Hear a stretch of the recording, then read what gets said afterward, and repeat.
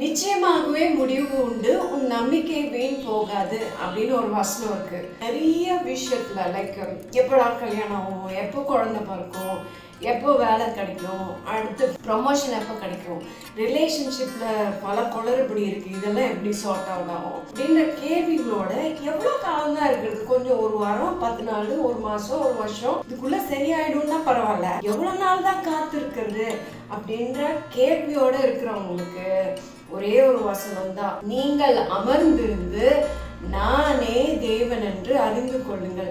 இந்த waiting period இருக்குல்ல, wasting period அப்படின்னு நம்ம எல்லாம் நினச்சிக்கிறோம். ஆனால் வேஸ்டிங் கிடையாது. அதெல்லாம் நம்ம ஹார்ட்டை கடவுள் ப்ரிப்பேர் பண்ணுறாரு. அவருக்கு என்ன, நம்ம அவரோட கனெக்டடாக இருக்கணும். ஸோ நம்ம அதை அறிஞ்சிக்கிட்டு நம்ம அவரோட க்ளோஸ் ஆகும்போது அவருடைய சித்தம் எப்போவுமே பெஸ்ட்டாக தான் இருக்கும்.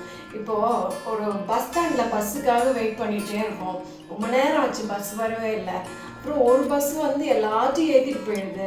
அடுத்த பஸ் காலியாக உங்களை மட்டும் ஹாயாக ஏற்றிட்டு போகும் பாருங்க. அந்த மாதிரி யோசிச்சுக்கோங்க. God's timing is perfect.